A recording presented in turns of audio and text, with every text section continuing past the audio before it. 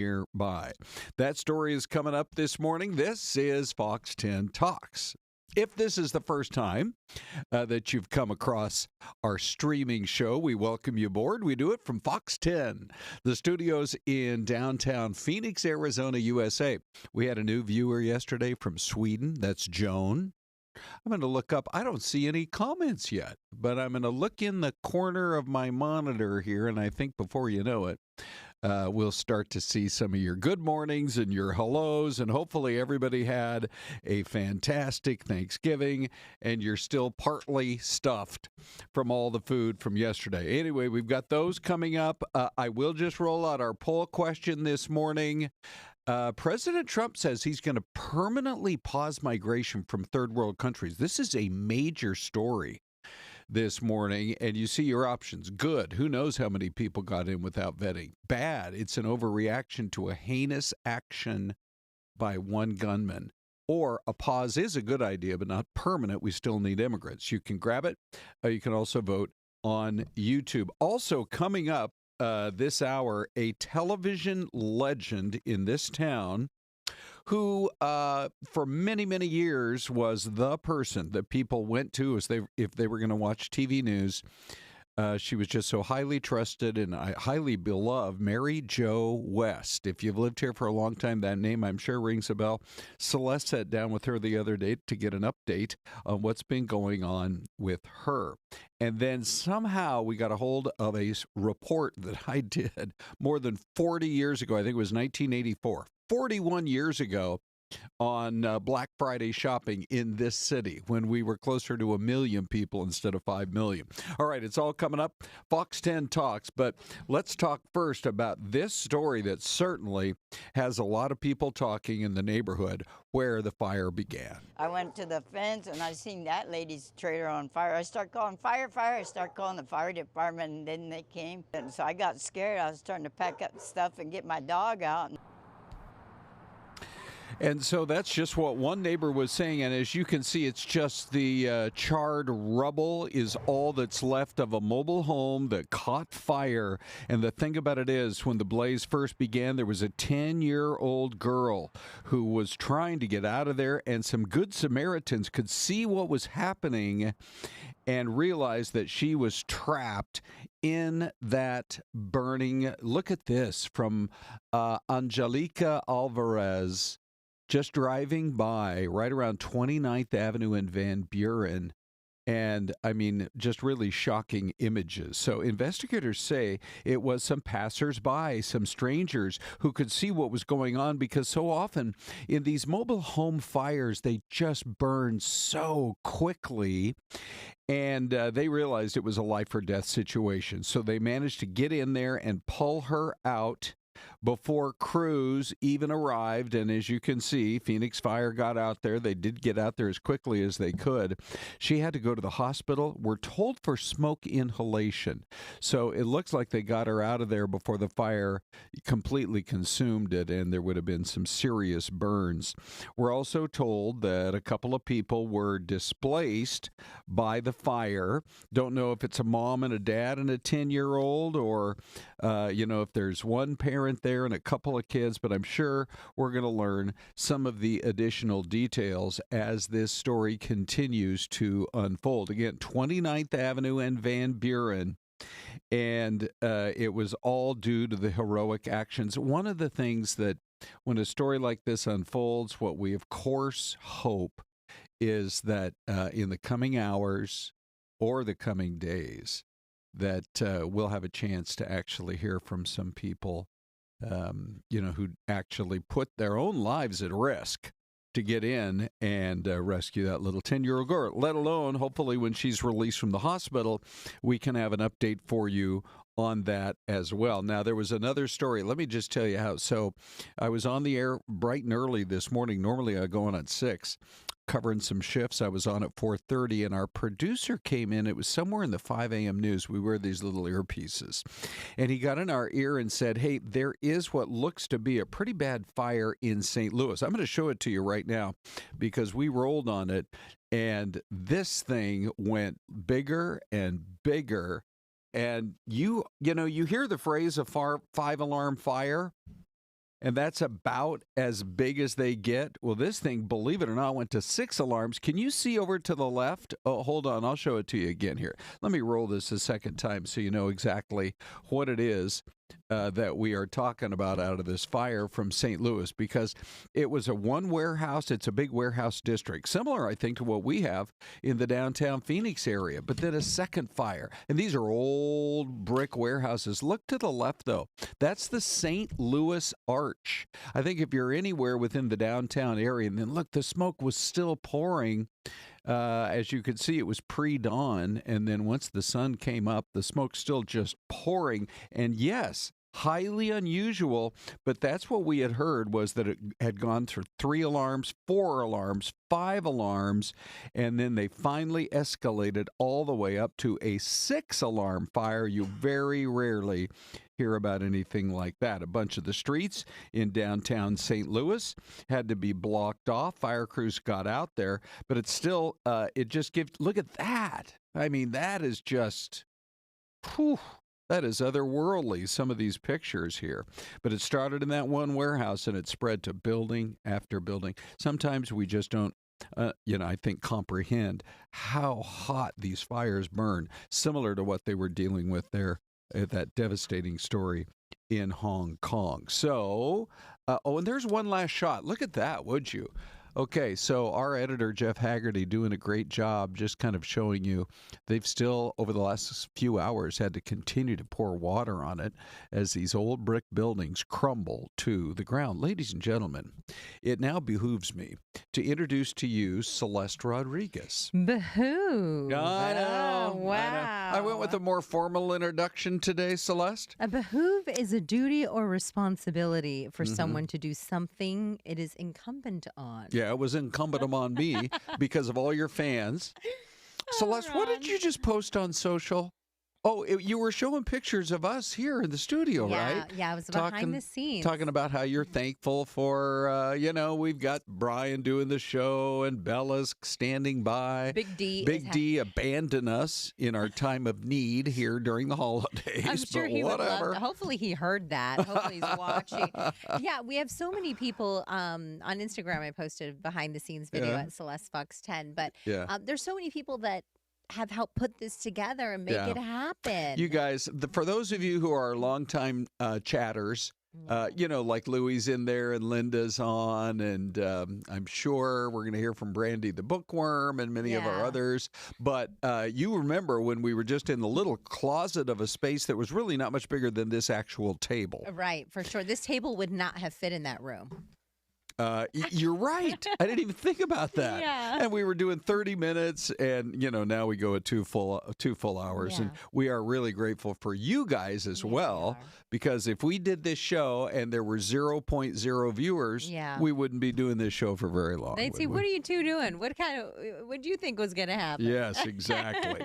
Okay, so let's bring you up to speed on a couple of other stories. It's just heartbreaking, but when we heard about the shooting, the attack on 2 members of our National Guard, you just had a bad feeling about it. They weren't giving many updates when it came out of the hospital, and then it was last night that President Trump made the announcement.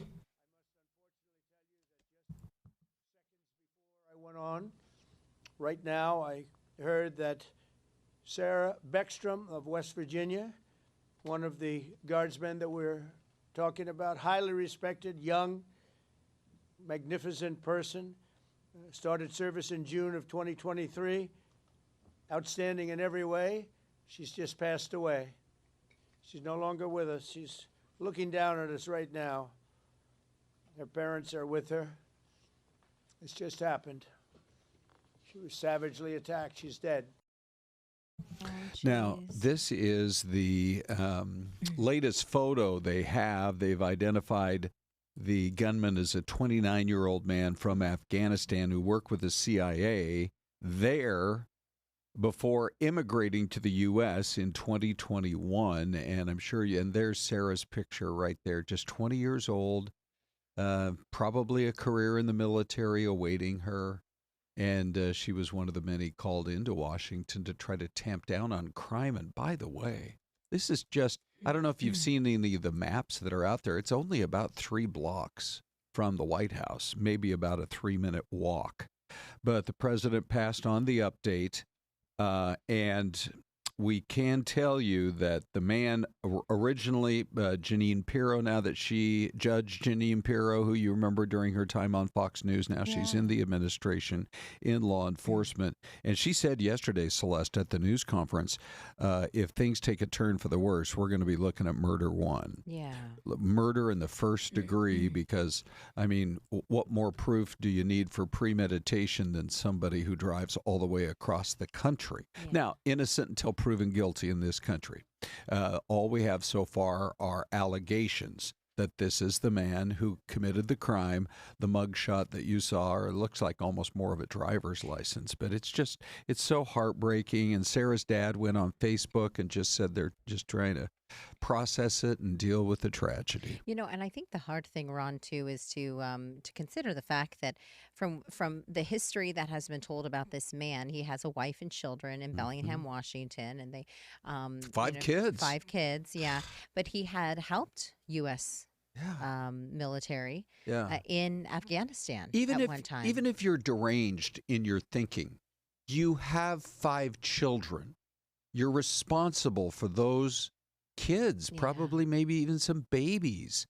And, you know, whatever goes on in your mind that you're thinking, I'm going to go do this horrific thing, did you forget that you have a family that you brought into the world? That's your top priority and responsibility. And some people, some of the chatter on some of the YouTube podcasters are saying, well, maybe he didn't act alone. Maybe he was coerced into doing it. Oh, maybe somebody, really? maybe there's leadership within the some sort of government in the Middle East that said, you need to do this. They discovered maybe that he had helped the Americans at one time. They maybe had threatened to hurt his family if he didn't help them. There's all these different theories. Just theories right now. Yeah, just theories kind of floating around. But that's what happens, of course, as we await some of these details. But it's just heartbreaking when you think about the history. It sure is. Okay, we're going to take a break. We have the mystery cam for you.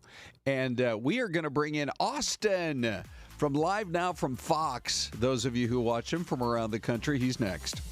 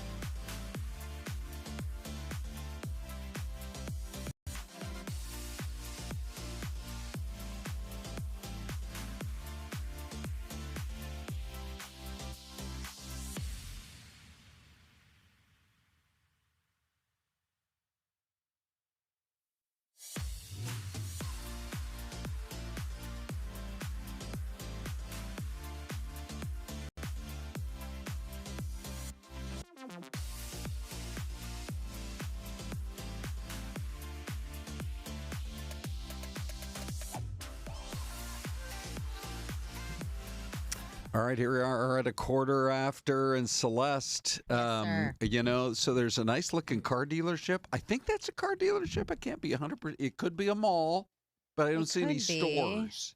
So who knows? And Old Glory is flapping in the wind, and other than that, that's could be an about American it. Legion. You could be so right, Texas. They usually have really huge flags at the American Legions. Hey, by the way, Michelle is on, and everybody's saying hi. Michelle, welcome to the friendliest chat online. She's from Burr Ridge, Illinois. Wow. We're accepting new viewers on the streaming show every single day now. All the time. Yesterday, we had Joan from Sweden. Joan, if you're still on, say hi. Because we really love our international viewers. Yes, Celeste. we do. Okay, so other viewers are sharing their thoughts on where this could be. Okay. Thomas says Pennsylvania. Yeah. Louis Gonzalez says Utah. We've got a Texas from B. Miguel. Michigan, maybe, from Jennifer.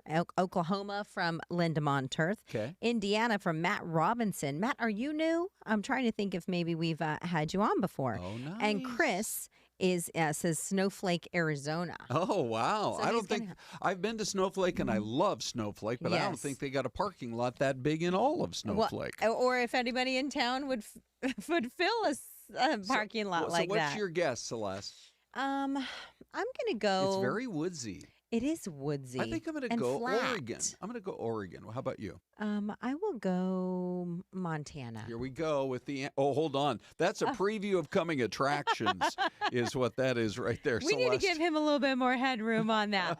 Thank you, Brian. Yeah. Okay, so here we go. Here's this. Okay, here we go. Emerald Lakes, PA. Oh, it is Pennsylvania. Yeah. All right. Well, there you go. So One last look at it anywho. right there. I'm not a big fan of the framing. I mean, I know that you got a big parking lot there, but I needed more clues. Yeah, we really Ultimately did. what I did. Hey, we're really excited to welcome Austin Westfall to our program. If you watch live now from Fox, which every time you guys are on, Austin, what I do is I glance at that little corner screen, and it's like 100,000 people Yeah. watching.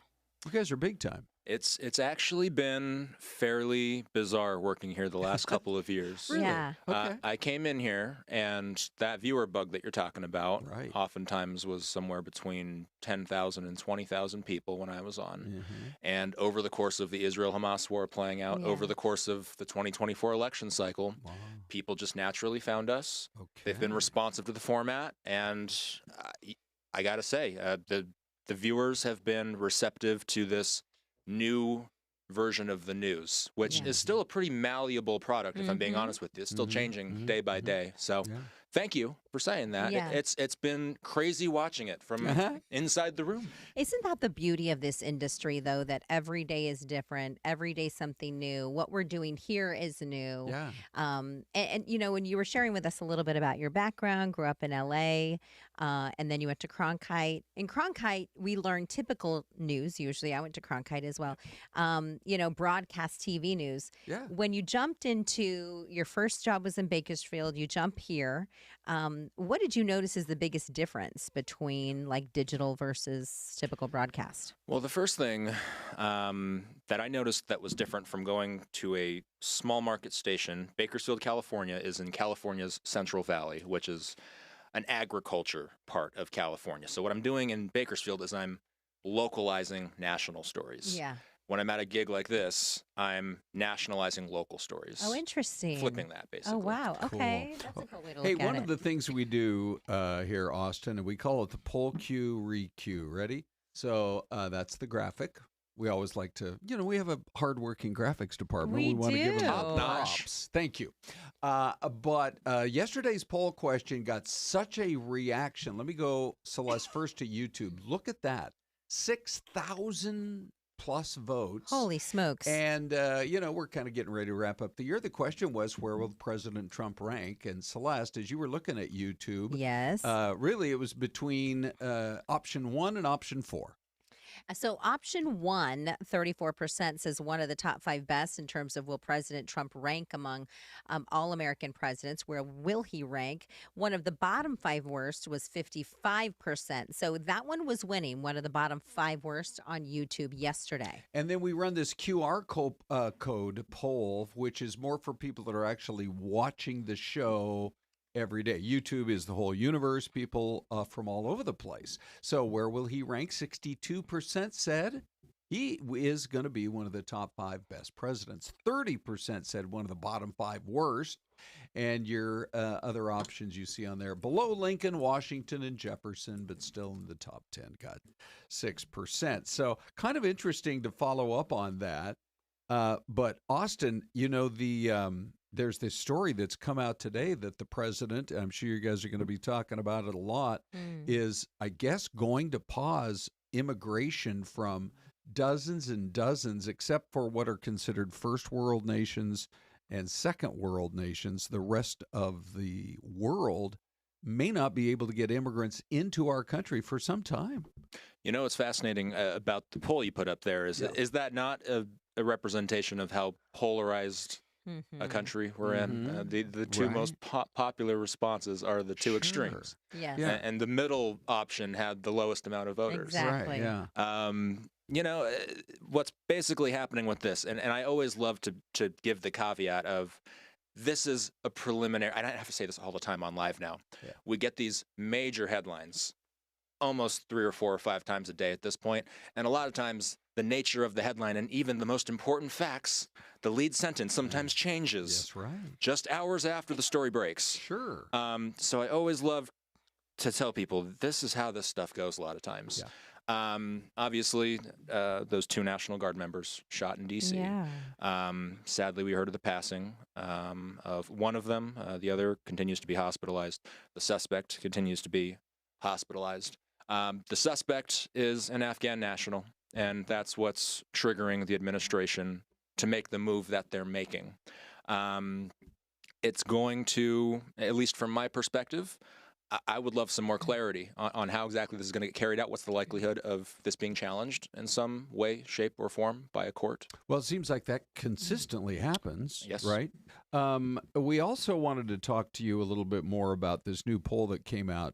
We actually have to start talking about the horse race for 2028 because candidates are going to be making a decision in the next few months of whether or not to enter it. So let me just roll through this for you right now.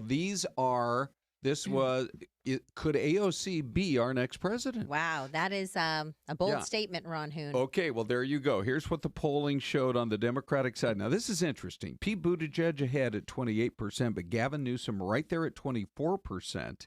For whatever reason, they did not include AOC. This is a St. Elmo or St. Anselm poll. But a month earlier, when they ran a poll at the University of New Hampshire, she was right there with what I consider the big 3: Buttigieg 19%, Newsom 15%, AOC 14%. Do you think this trend that we're seeing, the Mamdani trend, could actually become a nationwide thing and put someone like her into office? It all depends on how the next couple of years of the Mamdani New York City mayoral experience plays out. This is a Democratic socialist who's being elected to run the biggest city in the country. AOC is a Democratic socialist. Bernie Sanders is a Democratic socialist, all self-identified. AOC, and I would love, maybe somebody in the chat can do the math on this. If she were elected in 2028, I want to know where she would rank among the youngest presidents. She would have to be toward the top of that list, I would think. Pete Buttigieg is an interesting one. He actually had a fairly successful campaign. He didn't get the bid in 2020, but he was one of the most competitive candidates versus President Biden. And Buttigieg, of course, had one of the major critiques about him was his lack of experience being the mayor of South Bend, Indiana. Well, now he has been the head of he was the Secretary of Transportation. He's got somewhat of a national profile now. He's been keeping things low, but you guys are right. We're already seeing some of the names that you mentioned. Yeah. They're already hitting some of these battleground states. With AOC, I think, Ron, you bring up an interesting point as well. And I think I've shared this briefly maybe in the past. I can't recall. But I was listening to a podcast.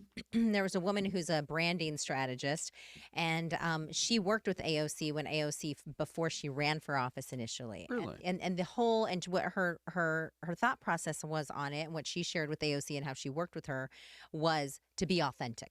Okay. And so it's interesting that, like, obviously people are looking for authenticity on social media. They want authenticity in their political candidates. And I don't think they're looking for perfection anymore, because in politics, can we really ever find perfection? I was talking to a family member of mine who is not a socialist. I know this particular person is more liberal. We're all across the spectrum in our family. And you all get along on Thanksgiving meal time. And I was talking about this particular poll, and this individual says to me, I'm not surprised, and I might vote for AOC. Oh, interesting. For whatever reason, Bernie just was not able to crash through. But Austin, there must be something that Alexandria Ocasio-Cortez is doing. Maybe it's her youth, her youthful exuberance or something, where people are putting her near the top of the polls. We see a lot of young people flocking to the Republican Party. And we've seen that in recent years. And guess what? The Democrats want to figure out how to do the very same thing. AOC is a national profile. She has built a grassroots brand. She is, even though she only represents one district, she has managed to become a household name in some sorts. I would like to know what her fundraising numbers look like. That always has a huge piece to do with how successful a presidential campaign does. I would think that there's a good amount of people out there that would have her back. I would think that AOC also, again, if Mom Donnie and if this Democratic Socialist in New York ends up being a success, if there ends up being more good PR about New York City than bad PR, really could, right? You wonder what kind of calculus shift that does with AOC's prospects. Let's do this just real quick. I don't know if either of you guys were surprised, but listen to this poll. I mean, it's a runaway in New Hampshire on the Republican side. J.D. Vance at 54% in this new poll from St. Anselm. Nobody else even in double digits. Marco Rubio at 9%. And Ron DeSantis at 7%. Surprise either of you? Not really. Yeah. Not for me. What about you, Austin? The VP, it just intrinsically always has the advantage when it comes to these things. President Trump is a two-term president. That means he's not going to be able to be an incumbent come 2028. So you look to the VP next when that's the case, typically. The Secretary of State, he's had a major role. I mean, we talk about the president helping bring Israel and Hamas to the negotiating table. Marco Rubio, as the Secretary of State, very much had a huge role in that. So Vance, Rubio, both make sense to me. Okay. Hey, that was the fastest 15 minutes in politics we've ever no kidding. had. Thank you for coming on, fellow Cronkite alum. Thank you for having me. All right, Austin. Talk to you again. We'll be right back.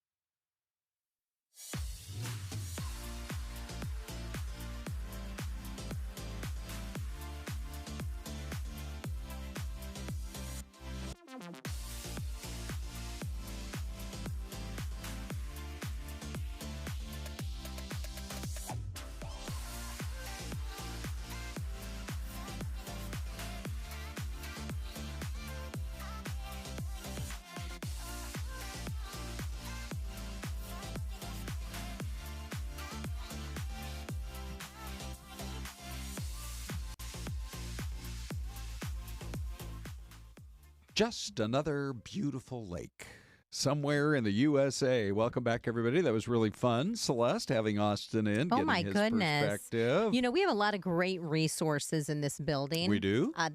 Yes, we do. Okay. And I'm looking at you, Ron. You are a great resource. Oh, I thought you were talking about more like the microwave in the kitchen and the fridge. I was in the fridge. We have 2 fridges. We don't have an oven, though. We're waiting for an oven in this building. Right. But we do. And having Austin and the whole crew at Live Now upstairs in our building is a great resource. Okay, let's roll into today's poll question now. We're going to go ahead and put it up there. The president just announcing that he's going to permanently pause migration, and Austin made a great point. It's going to get into court before you know it. But from third world countries, what are your thoughts about that? Now, by the way, what's a first world, second world? This is the way I learned it when I was in school, Celeste, was first world are some of the top free nations in the economy, like the United States, like France, Germany, Japan, etc.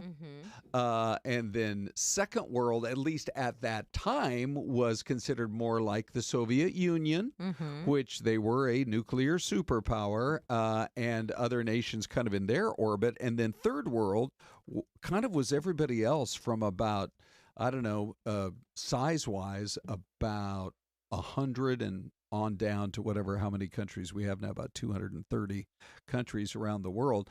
And so is that really going to happen? The president makes it sound like it needs to happen, and you can see what's going on. 51% say it's good because who knows how many people got in without vetting. That was something Kash Patel brought up in his news conference, saying we just don't know very much about him because after the withdrawal from Afghanistan, a lot of people came in and we did not vet, or at least not adequately. 47% say it's an overreaction to a heinous act by one gunman. And then 2% say a pause might be a good idea, but not permanent. We still need immigrants. Grab the QR code. Celeste, how's it looking on YouTube? You so want to update? Interesting. It's it's pretty close. Okay. 744 votes in the last 50 minutes. Whoa. Okay, so when it says 87 votes, that was a while ago. Right. So ignore what you see and just listen to my voice. So Trump says he'll permanently pause migration from third world countries. What are your thoughts? 51% say good. Who knows how many people got in without vetting? 40% said bad, an overreaction to a heinous action by one gunman. And 9% say good idea, but not permanently. We still need immigrants. So right now, we generally, Ron, see a pretty big difference between one poll on YouTube and the other on television. Yes. But right now, we're seeing a bit of an alignment on both of them. Totally fascinates me when that kind of a thing happened. Let's go to Bella on the Dave Cam. Here's her first appearance of the morning. Hello. Hey, Belle. Good morning. Good morning. Big news, Celeste. She's going to join us in the 11:30 also. All right. When we're back again. Breaking here on news. Black Breaking Friday. news. So, Bella, what are you seeing? How do people feel about this? Yeah, as usual, comments are all across the board. Last I checked, there was over 50 comments on YouTube, but I selected 4 actually, that I can read real quick. New York native 61 said, "I stand with Trump with that statement." Michelle MPP 3782 says, "Until the country is fixed, we should not be letting anyone else in or giving money to any other countries." Dominic Aquino says, "We need the best immigrants, not the lowest of the low." And Tesco Milk says, "I don't think people realize how much the USA relies on migrant workers. Also, banning legal migration will lead to illegal migration." Okay. Yeah. Good comments. Bella, thank you very much. Okay, so Celeste, it is Black Friday, and we are, taking a look at the sort of the trends, and I thought this was really interesting. There's a generational divide on when people are shopping. Okay. So it's AT&T, and they say 40% of Gen Z plans to do most of their shopping today on Black Friday. 32% of millennials are going to be doing Black Friday shopping. So a lot more Gen Z.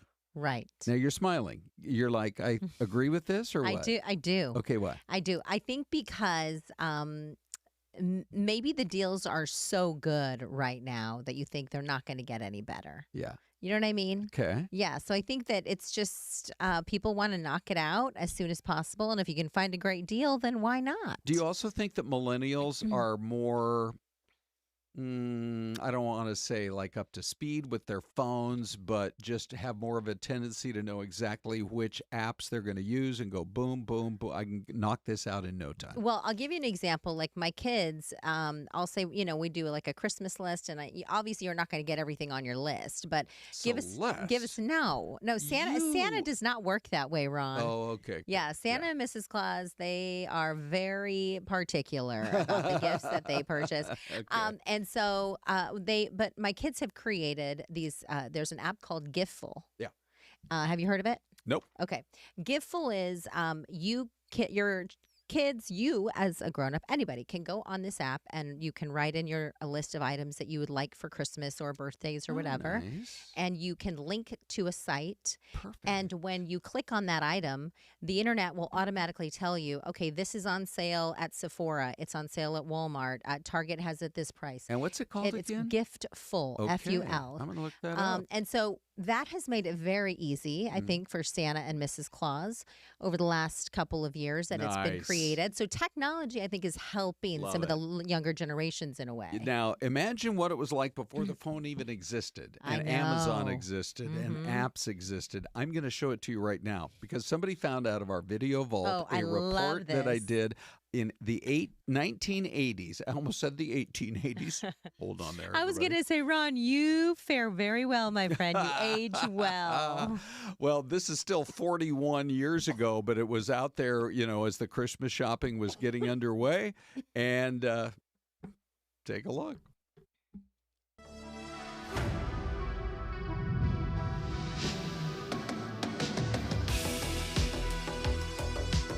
The day after Thanksgiving, traditionally a day for leftovers and shopping.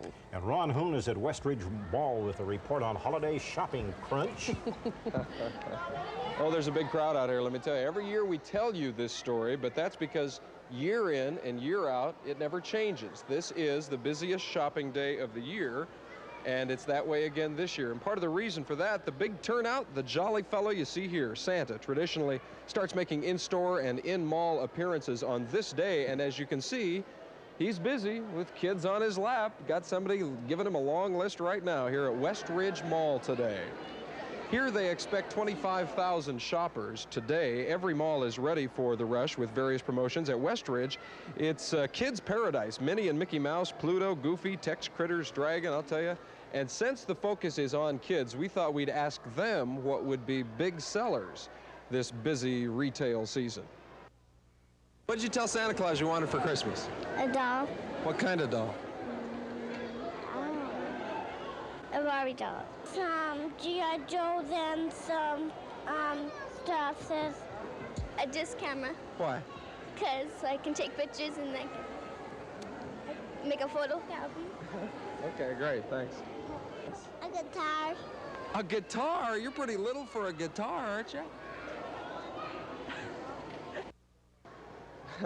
I think he's too little for a guitar, but his mom obviously doesn't. Virginia Wasilewski is a spokesman for Westridge Mall.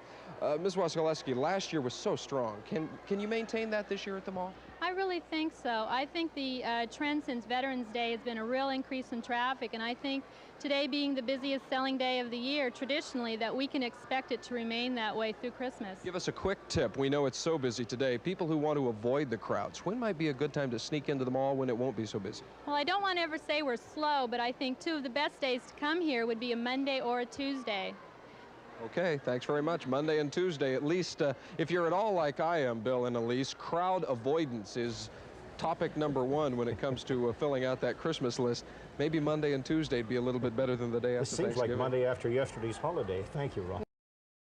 Well, there you go. Bill Close and Elise Wolfman were anchoring that day, Celeste. Yes. Bill was a legend in this town, and he's who hired me in 1982. He's like, we got to get you out of Spokane and bring you to the big city. Yeah, he looked at those cheekbones and he said, Hooner, those cheekbones, Phoenix needs ya. Oh, my gosh. Look at you with that head of hair. You looked amazing. Yeah, well, thanks. Yeah, it looks so good. The funny thing is we have decided we're going to digitize all the old tapes, which is probably a good thing because tape eventually can just crumble. Yeah.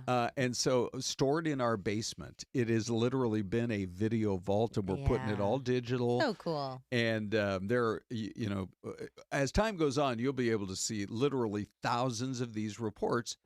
And I don't think there's hardly anything that we post or talk about, Celeste, that gets more chat from people who are like, holy cow, I remember that. Yeah. People like to, go back in time a bit. Well, back when you did that one, Yeah. that's when, like you mentioned, we didn't have the internet, we didn't have phones, and the only way to purchase those gifts was to go in person. You saw an ad on TV or you saw an ad in the newspaper. Right. And you clutched your newspaper and you got in the car and you drove 14 miles to Metro Center, and then you walked in. There was another story that had me high above the Metro Center parking lot. There was like 2 spaces left in the whole thing. But that's how you had to shop. This is basically like 2 generations ago, over 40 years ago. Pretty remarkable. Yeah. So fun, though, right? Yeah, to look it really back at those videos. When Renee and I moved here, I thought to myself, everybody knows this is a fickle business. You and I are so fortunate that we are able to work at the one station that we love, and we've both been here for a long time. Yeah, we have. That part is really cool. But when Renee and I got here, we thought, well, we like this town. We like the hot weather, that kind of a thing. We love the TV station. And I remember we said to ourselves, this who knows, maybe the next 3 years, if we're lucky, this will be a nice pit stop. Next now thing it's been 40 plus years, coming up on 45. Wow. And we've raised our family, and we have our grandkids. And then your family had moved away, and then they came back because they thought Phoenix is a great city. Mesa's amazing to live in. So great, yeah, Ron. Yeah, it really is. Okay, so coming up here over the next few minutes, we have got some really great stories coming up, including talk about the kind of the historic days here in Phoenix television. Celeste, tell us before we show it here, right after the break, about the legend that you sat down with. Oh, Mary Jo West, the first female anchor in Phoenix. And what a remarkable story she has. She had actually, the video that you showed with Bill Closen, who was the female anchor? That was Elise Wolfman. So Elise actually came and joined the show after Mary Jo West had just left. That's right. Because Mary Jo West was here from 76 to 82. Yep. She left, went to New York, worked for the networks there, came back, worked for a different station. But she has a remarkable story as the first woman to break into TV here in Phoenix. Oh, it's so great. All right, that's coming up. And after a quick 2-minute break, we've been talking about this, sharing it with you guys in our worldwide audience. So we're going to do that right after the break in another snowy city on the day after Thanksgiving.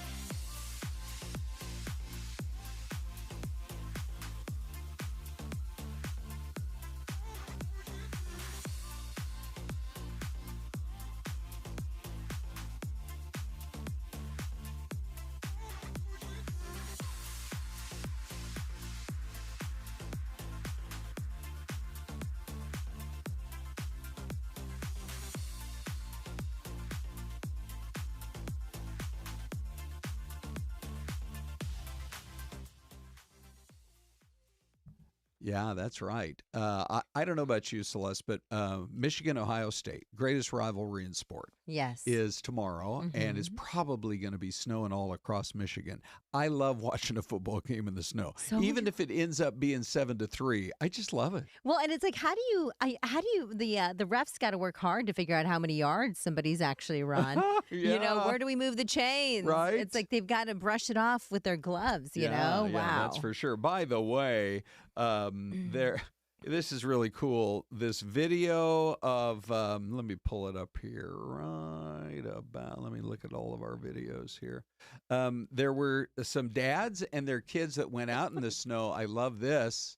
Yesterday for their annual Thanksgiving football game, and this year, sure enough, was in the snow. We are in Maple Grove, Minnesota, which is a suburb of Minneapolis, and they've been doing this, Celeste, for years, since the kids were young.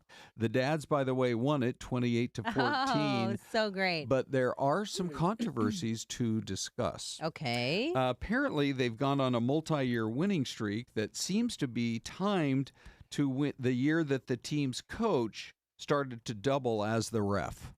Oh, come on. Come on is right. Oh, my gosh. First down. No, wait, he's Right? 2 yards short. Yeah, no Touchdown. kidding. No Well, way. Yeah, like you were saying, it'll be hard to in the snow tomorrow to figure out all the yard. Who knows? You know, so often with these forecasts, you miss them by a few hours. It could be a bright sunny day, and there won't be a drop of snow tomorrow. But anyway, way to go, dads! They won it 28-14. Celeste, give us the setup, would you, of your decision to make a phone call to Mary Jo and talk about her? Yeah, so Mary Jo and I, we have some similar friends. I think someone in the chat, I think, mentioned Lynn Cooney. Lynn Sue's been a mentor of mine for many, many years. I was a green young reporter when I first met her, and she's been just an amazing mentor and friend to me. And so Mary Jo and I have several different friends in common. And so someone had said, we started talking, and they mentioned Mary Jo West. And I said, what a remarkable career she's had. I would love to sit down with her and have her into the studio and hear her story and the lessons that she's learned, and just as, you know, being a trailblazer in life and in the industry and who she's worked with, you know, it's just so incredible. And so I called her. She was so gracious. We've become very good friends. We text each other often now on Thanksgiving and here and there. And so she came in. We had a time to sit down together, and I wanted to air the story and thank her for being a trailblazer in the business and for making way for people like me to be able to do the job. Take a look. Mary Jo, welcome to the Cool News team. Thank you, Bill. It's both a privilege and a pleasure to be here. Well, I always thought it was a God thing. Good evening. A calling to be a trailblazer, and it was fitting Mary Jo did it out west. At the time, I was working at Channel 8, the PBS station, and they were looking, they being the king on the hill, Channel 10, for the first anchor woman in Phoenix. The school district will be asked to. It was the year 1976. I was in my mid-20s, and I tried out, and the tryout was very traumatic because one of the people I tried out with, one of the anchormen, midway through the audition, he walked off and slammed his script down and said, I am not going to audition with any woman. Try to have a dry weekend. She finished that audition, and Mary Jo West worked alongside TV newsman Bill Close for many years. As the first anchorwoman on TV in Phoenix, she spotlighted issues like domestic violence and rape, topics not many had reported on in the past. She's 79, raped and robbed in the middle of the night. There was a high incidence of rape in Phoenix. And by the way, Bill Close wouldn't even say the word rape on the air or pregnant. That's how old-fashioned he was. And so I felt there's something we must do to see if there's anything we can do to stop this, because the sexual assaults were of very elderly women. So I did a series, and I called it Rape. And I was the first person allowed into Florence Prison to interview rapists. I can speak in my case, that was a violent act. And that interview taught her a valuable lesson. It stayed with her all these years. But what the rapist told me was it had nothing to do with sex. It was about anger. It was all about anger. So I see even today how we can get in trouble with having too much anger in our lives and whatever we can do to get rid of it. West also recalls interviewing one of TV's greats. I know I had the wonderful blessing of interviewing Walter Cronkite, who at that time, Channel 10 was CBS at that time, and he was so proud that when he retired, no one knew what his political party was. Ronald Reagan spent the early part of the day patching things up with party feminists. She covered plenty of politics as well. I'll never forget, oh my goodness, I was getting to cover the Democratic and Republican national conventions the first time local news got to go there here in Phoenix. And they sent me something called a fax. I was thrilled. I remember the first time there were live helicopter reports from the helicopter. Wes witnessed the early evolution of TV in the Valley, then left to work at CNN, returning to Phoenix after a quick stint in New York, and then experienced a life-changing interview. I came back to Phoenix to another station, and that's a whole nother learning experience. And had that not happened, the chain of events would not have led to my adoption of my daughter. I got to do a documentary on Mother Teresa, and she ended up giving us a baby to adopt from her orphanage in Honduras. This new chapter offered a sense of purpose in motherhood. Right over there, A checkpoint, good. That nurturing spirit, still alive and well at Sky Harbor Airport. You may see her at the information desk. What's that like for you to be back in front of people? It's so natural. It comes naturally. You know, growing up in the South, we never meet a stranger, and I just smile a lot. And when people go to the airport, they are under such great stress, and some days I feel like I'm a social worker, and I calm them down and tell them what gate or whatever they need. The airport, speak about diversity, it's so diverse. It reminds me of a newsroom. It really does, because every day is different. You never know who's going to come up to the desk. Still smells the same, kind of like stale coffee. From that desk to this one, on her visit back home to Channel 10, we reminisced about the good old days. What's it like for you to walk back in here? I can't find the word, Celeste.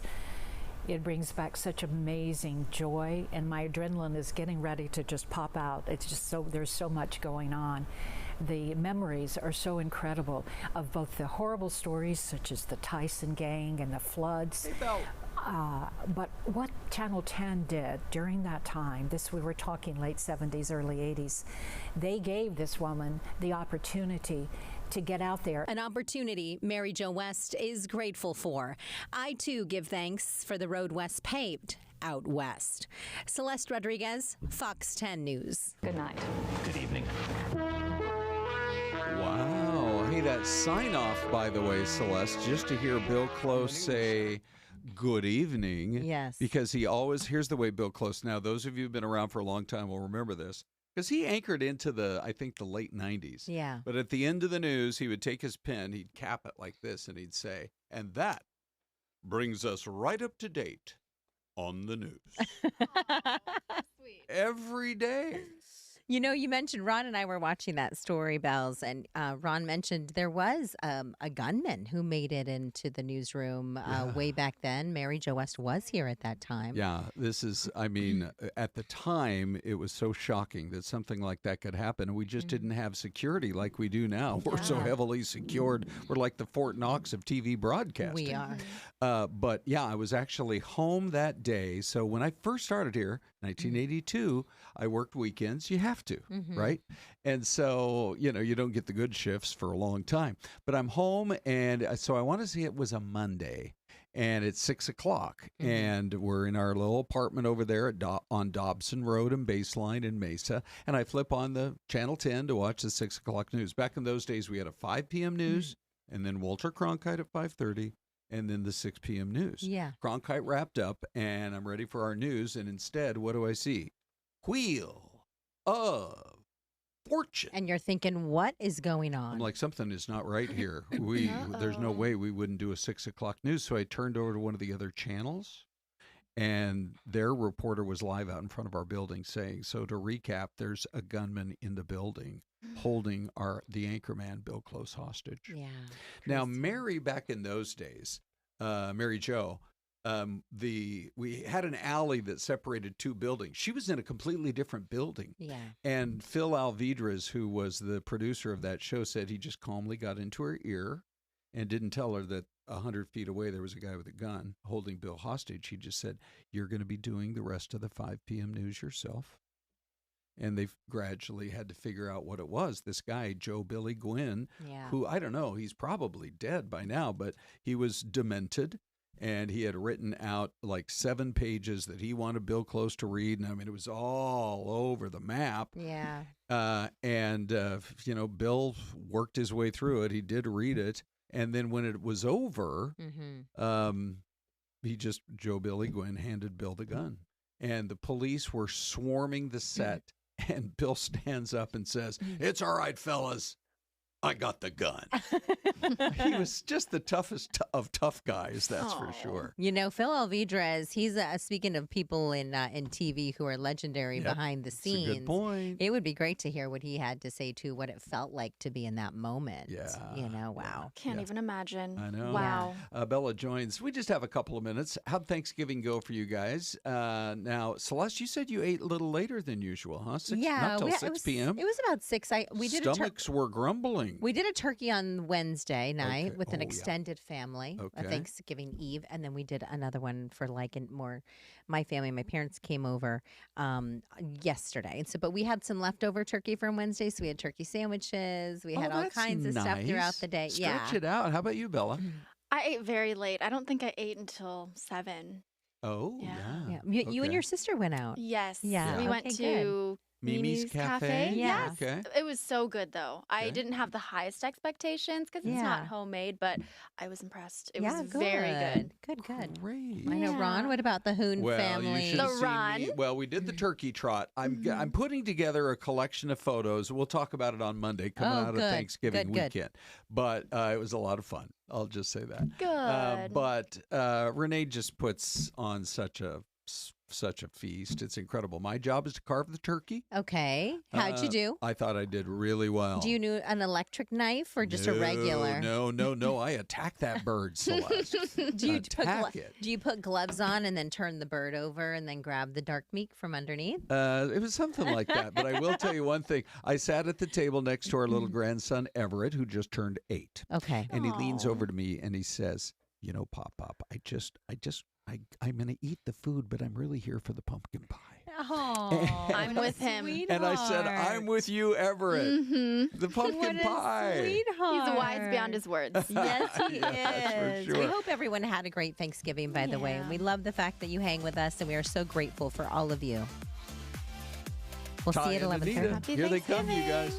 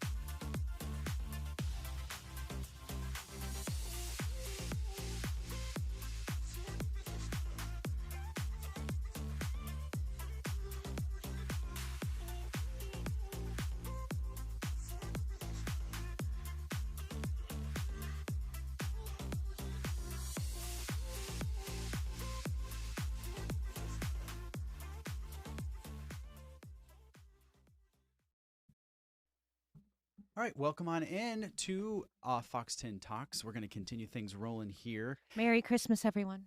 Oh, yeah, you have been. Oops. All right, we got it back up. We got the Oh. chat bar. There we go. We're good to go. All right. How was your Thanksgiving? It was okay. How was yours? Good. It was a long day. Well, we worked and we then went you go home and home, you cooked. and cooked. Did you have a favorite dish? You know my favorite. I love Green bean casserole. Yes, you know it. And who made it? Mother-in-law. It's delicious. Oh. Delicious. Does she do anything different? Is there a twist to hers? No. I like versus- the traditional, same. I've old, never same old. had a green bean casserole in my life. Why? Because I don't. It just doesn't sound good. The soup poured over the beans and all. I don't. You know what? I think it's better the second day when it's kind of like congealed.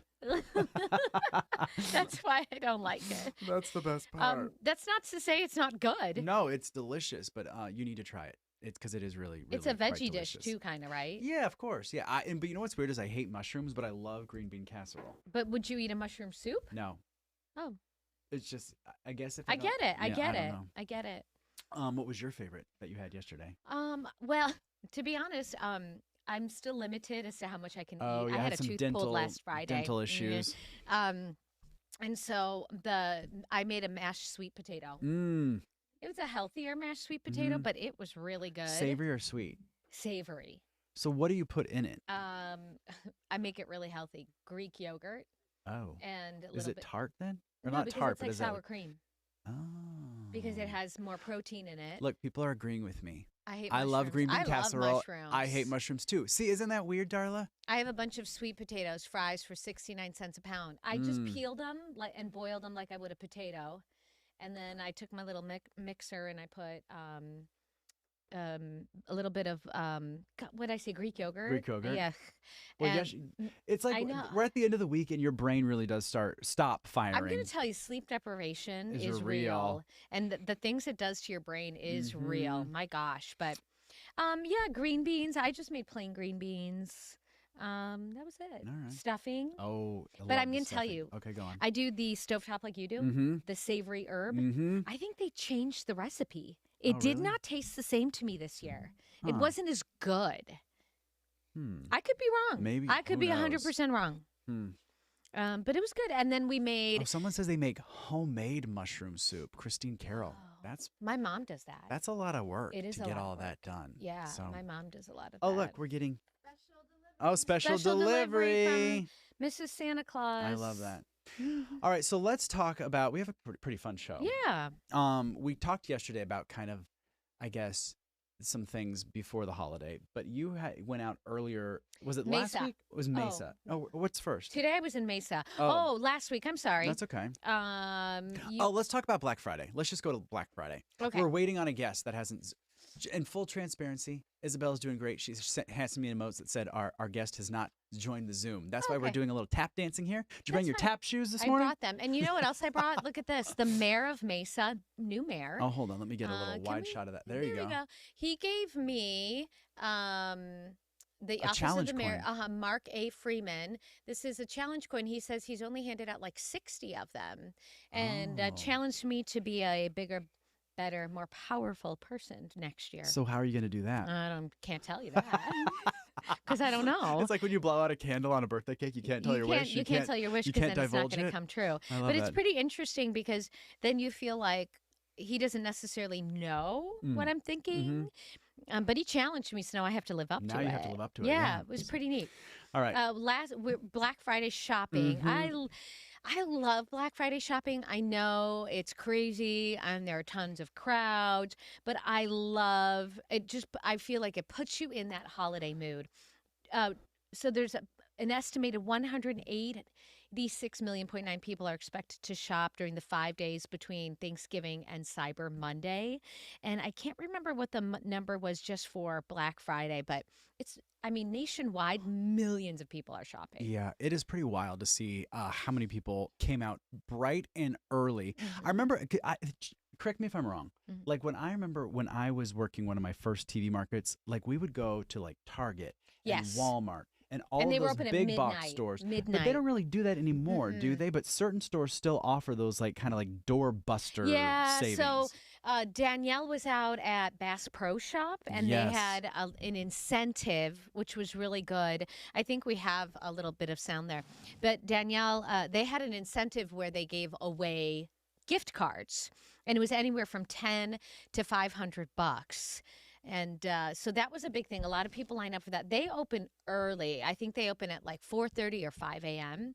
And then I know some of the other stores, like the outlets, opened at 6 a.m. And then Costco and Sam's Club opened at 9 o'clock this morning. So any ideas where to get a great mattress for Black Friday deal? Someone's asking. Oh, that's a good question. If you know. We got a mattress at Costco, and it's probably the most comfortable mattress that What brand was it? I don't know. Once you find like a good mattress, you want to like stick with it, right? Yeah. All right, but you were mentioning the Danielle and Bass Pro Shop. So she actually caught one of the guys that got one of those big ones, and we have A it on big one. camera. So I have that for you now. Here it is. Once again, Bass Pro Shop, it is open now. It's opened at 5 o'clock this morning.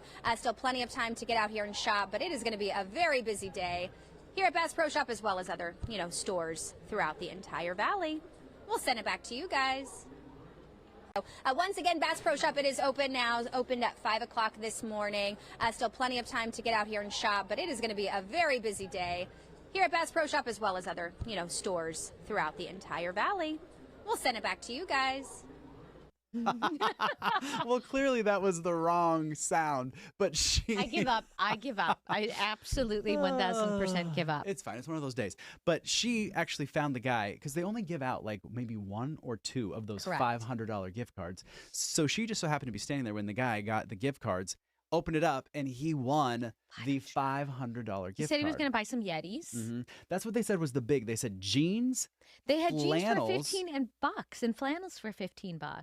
Flannels are making a comeback I this like year. flannels. And then the Yetis, the coolers, the mugs, and the water bottles. Those are all big, high dollar items that are up for grabs this Black Friday. Yeah, that was fantastic.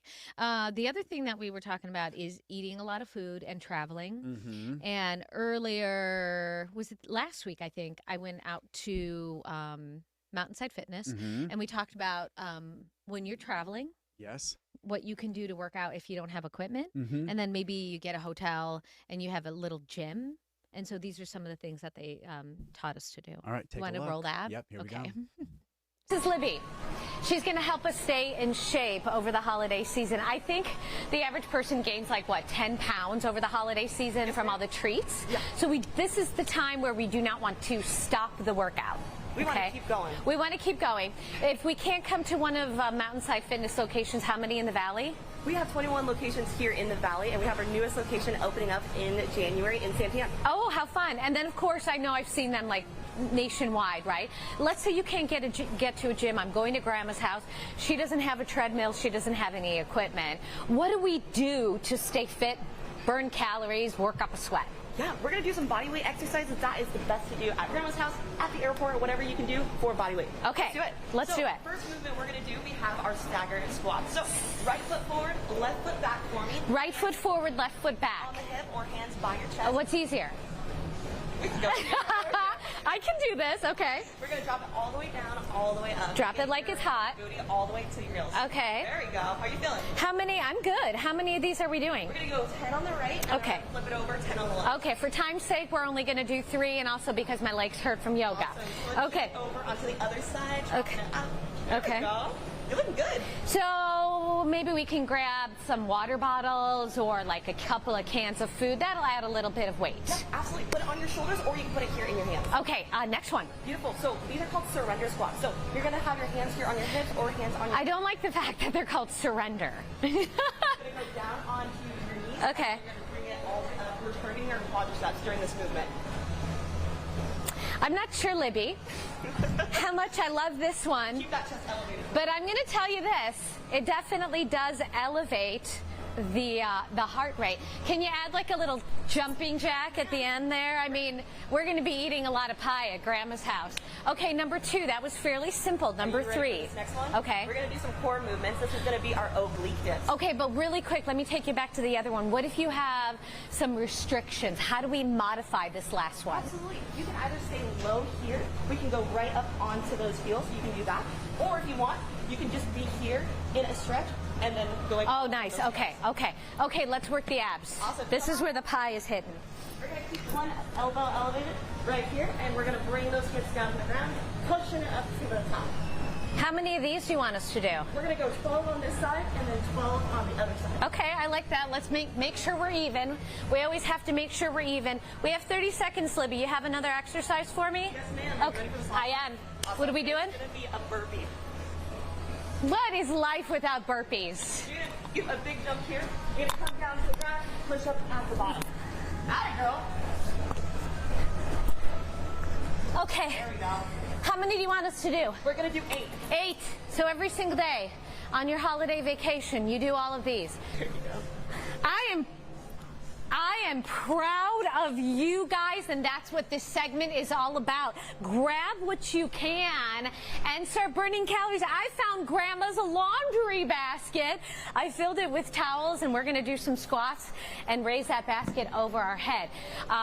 Mountainside Fitness, before we get to our workouts with weights and with equipment, Libby, you guys have some Black Friday specials coming up because, of course, we're eating pie, we're working out, but we're also shopping. Yeah, we have some Black Friday deals. We have Black Friday deals for our peak amenities. We also have Black Friday deals with our personal training packages. Check it out on our Mountainside Fitness website. Okay, so you have your website, you have Instagram, and then you have those that everyone can see right there, those specials, and then so much more is coming. So it's pretty exciting. Yep. No excuses, no excuses. Okay, so let's say I'm staying at a hotel, visiting Grandma. We decided not to stay with Grandma because we wanted a little gym. We found a hotel with a little gym. We found some weights. Yeah. What are we doing? All right, so grab your slam ball. We're going to take that ball. We're going to start it with the chest. A sand ball. Yep, a slam ball. What's the difference between that ball and medicine ball? This ball is meant for core movements. This ball has a little bit of weight to it, so we can just slam it down. Oh, get that aggression out in case you get mad at Grandma. We're going to go up and we're going to, yeah, just okay. down, landing in a squat. Okay. To the floor here. I'm not going to be able to walk tomorrow. Do 3 more for me. Okay. What if you, again, have restrictions and we want to modify this exercise? You can actually just use this with dumbbells. Okay. And we'll just put those dumbbells here on our shoulders and hit a parallel position in that squat. Okay. Nice. What if your knees hurt, though? Knees hurt? We want to make sure that our knees are staying directly in that squat position. So keep an athletic stance here. Keep those knees directly over our ankles and make sure we're not leaning forward. We're not sitting back. Okay. And you don't necessarily have to go all the way to the ground. Any movement is better than no movement. Right. What if I want to work my arms a little, Libby? What you got? Okay. We're going to do a dumbbell overhead shoulder press. Okay. We're going to start right there, turning those shoulders out, targeting the rear delts here. Okay. Yeah. So this is going to give us those muscles, so if we do go shopping, we can lift a lot of bags. 30 seconds, Libby. Yep. What else? After this, what we're going to go into, we're going to go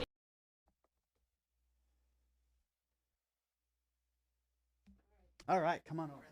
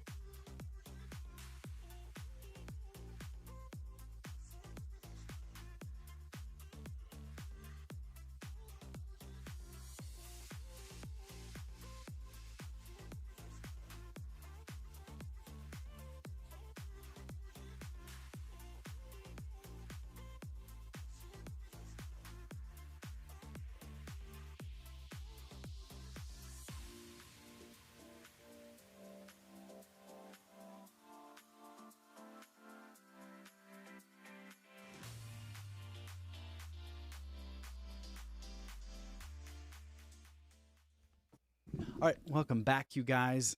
Let me try and get this. Nope. Our guest can't. Can someone fix the camera? There, Barry, move on over. There you Come here, go. Barry. Brett, I'm right Brett, here. I'm sorry. Come on, No, it's Barry. okay. We're gonna get cuddly. We're gonna be snug as a bug in a rug. I like to be snug. Brett, welcome. Thank you. You've been on the morning show before. I have. And like so 5 times. I'm so excited Oh. that you are now here on Fox 10 Talks. And this is the first time you get to meet Anita. Hi. Nice to see you, Anita. We connected on Instagram, though. Oh, there We've you been go. She chatting. connected with me. Well, she followed me, and I was like, cool. So now I've got Yeah. an incredible follower. Let's talk about this. You are a mentalist. Yeah. Now, for folks that don't know what a mentalist is, what's the difference between like a mentalist and a magician? So a mentalist really works with the mind. And so what I try to do is connect with you and your thoughts. So instead of saying, let's, do a David Copperfield illusion or something big on stage, and I'm just working with you. I'm working with your thoughts, your likes, the things that you're thinking about right here, right now. I'm sorry. And Anita's going, oh my God. Yeah. You've got some really interesting thoughts not here. today. You've got the challenge coin, so that's good. But it's really just about creating. Now, I don't claim to be psychic at all. Because once you start making claims like that, saying, I'm psychic, people are like, okay, Okay, come well, on. then tell me. Yeah, right. I go to events all the time. I do a lot of corporate work.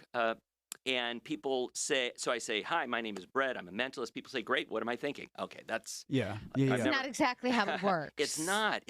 There's a process. And so I try to go through a process where I'm trying to connect with you. Obviously, I can't tell people how I do what I do, but it's kind of like I was telling you earlier before we got on, I like to cook. You cook. You cook. Wait, Do you cook a little? Can Yeah, I ask go you a ahead. question? Please, go ahead. Do other mentalists know how you do what you Yes, do? 100%. So you can talk to other mentalists about it, but it's not. You're So not. you have a tight circle of friends. Very tight circle of friends, and we'll talk about my friend Oz we just mentioned before we came on. He's blown up. I mean, mentalism now is like a really hot thing mostly because of him right now. But I want to just compare, like what I do is like cooking. Yeah. I've been cooking since I was 12 years old. And when you combine, do you cook a little? Okay. So when you know how to combine the ingredients, then you can cook new things. And sometimes people taste it, say, wait a minute, this tastes like something a little bit new. And I'm thinking to myself, well, you know what? I just combined the ingredients in a really interesting way. In a different way. Yeah. And that's what we all do is we're combining some ingredients, we're overlapping them. And if you do it well, we kind of, as mentalists, we see how people react. Let's say, do you play music? Anybody into music? Musician? I wish. No. I mean, me too. I took clarinet like when I was 12. Me too. I gave it up in Hated it. I hated it. I recorded myself practicing, and when my mom would say, go upstairs and practice, I would play the recording. Smart. This is good. Smart. It's very smart. I like the way Anita thinks. So I gave up clarinet, but it's kind of like what a musician does, right? Or a comedian. The same thing. So a comic goes up on stage, right? And you try it and you say, oh, that flopped. That bombed. People didn't react. And you do it again, you do it again. They didn't laugh. But you keep mixing those ingredients. You change the words a little bit. Then you think, they screamed. And then you're like, wow, this works. So you got to keep playing with those ingredients, and then certain things work. Now, do you have to practice? Yes, but with people. If I was, and by the way, I love magic. I grew up doing magic. But I got into the mentalism after a 25-year career in residential real estate. Wow. I know. You didn't even know that. I know. See, I reinvented myself around 2014. It's a reinvention. I work for one of the big companies here in the Valley, one you'll know, and I was top producer, top 1%. Is that because you could read your client's mind? Yeah, kind of. Exactly. Yeah, but there is that, right? Like if you're in sales, I'm sure you have to have that sixth sense. You gotta have that sixth sense. Like you sit down at the table, Anita, and you kind of know, okay, who's the decision maker here, right? The person who's talking. Oh, she's definitely a decision maker. She's the boss, right? Of course. But sometimes, like the husband and wife are sitting there at the table, and the person talking a lot might be the hubby. But you kind of think, it's right. But you're reading to who's got the power? Yeah. Who's going to decide? And if you're talking to the person that isn't the decision maker and giving him too much attention, the decision maker is going to say, we're not gonna work with this guy. No, don't like him. So you got to know who's in control, and people also like to work with people that they like. Yeah, that likability. You guys are on TV. I would guess that your likability is a big part. We hope. You tell us. Yeah, right. Yeah, like, but people like you, and if people like you, they're like, all right, my guard is down. Because if people don't like you, the guard is up here. Sure. And my job as a mentalist is to get people to relax a little bit. Let's just connect. Let's just do. And we are going to do a few things today. I promise. Right. That's but not like instantly. Not instantly. We got to work our way into it. Well, we have 8 minutes. 8 minutes. Okay. Well, just so you know. Yeah, 8 minutes. Okay. She's got me on a timer. Well, it's good. They have us on a timer. They got on a timer. We'd sit and talk forever. We could. So I am friends. You were asking Oz Perlman. Yeah. He's a very, very good friend of mine. I've known him for many years, and I also kind of behind the scenes. I'm also a creator of some things, and so we talk. We share secrets, all of that. Yeah. And it's kind of like, by the way, one of my good friends, and I'm not kidding, is one of the ex-directors of the CIA. Oh. And this is what he does for fun with his friend. This is a hobby. And being in the FBI and the CIA, you have to be able to read. You Exactly. have, Now, I've got a kind of a prediction here. Okay. And guys, check this out. I just want to, I don't know if we get a little closer here. Here. You hold it up right. Tell me where. Right there. Other way. Right. There you go. Now turn your envelope around. Okay. Okay. Got There our you names go. on it? Yeah. Our names are on it. Yep. And it has got one of these wax seals. Yeah. Oh, which is kinda fancy. cool. We're going to come back to this. I actually filled this out before I even got here. Oh, I know. I can't wait. I'm excited. Okay. We're going to play with this in a sec. Okay. I want to do a quick thing here with Ty before we do that.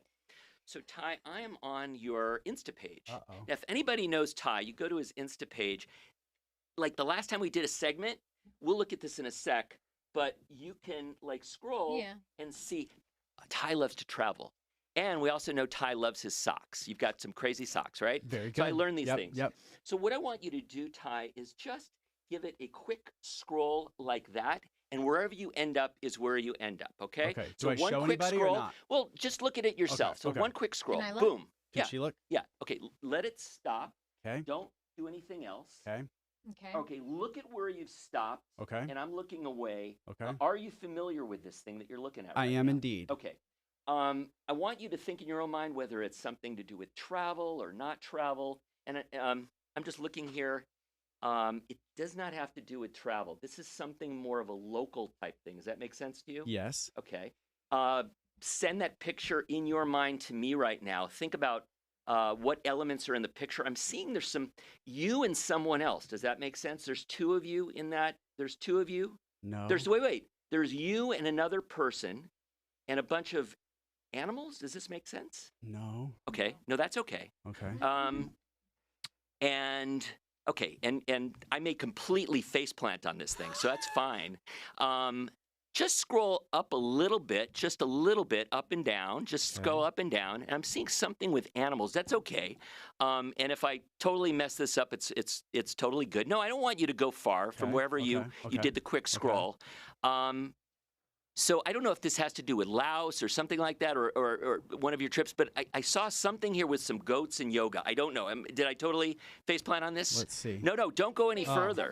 Play the video. No, because there's sound. Okay, there's sound. No, it's good. But so I'm just curious if you can I just take a look? Yes. Can I take a look? And part of this is sometimes missing, which is fine.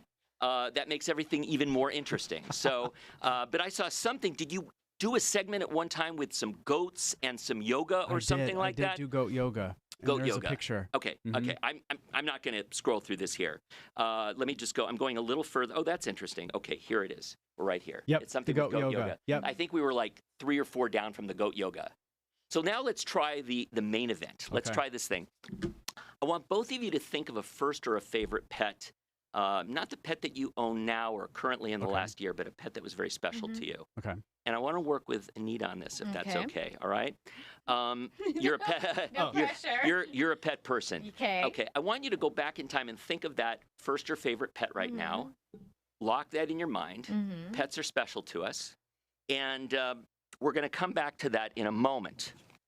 Before we do that, we're going to work with some cocktails. Do you have a cocktail once in a while? I don't. You don't. You never have cocktails. Oh, I don't this, drink. This is a cocktail. Often. This you don't drink. I guess I'll say once in a while. Once in a while. I want to do this with Anita, if that's okay. Sure. All right? So we've got a deck with about 50 plus different cocktails. Let me hand this to you right now. Just name some of the cocktails randomly. We've got the Moscow Mule. Dig in deeper. Manhattan. Just go Aperol Spritz, different. Hanky Panky. They're all different. Gimlet. Sidecar. Zombie. Okay, all different. Give them, if you would, a bit of a mix. We have 3 minutes. 3 minutes. So give them a mix just like this, if you would, so you don't even know what the order is. All right? So give them a mix. Go ahead. Just give a bit of a mix so you don't even know what the order is. And then I'm just going to let you choose one here, like this. You're going to just lift up and open to one and look down and remember the drink you have. So just Can take I your see hand. or not? Yeah. Not for you, just for her. Okay. So yeah, just look down. Did you get one? Look down. Did you get something? Yeah. Put it right here. You want me to take the card out? No, put it right here. Think about the drink. Think about the flavors. Think about the color. Have you heard of this drink before? Have you ever heard of it? Have you ever had it once?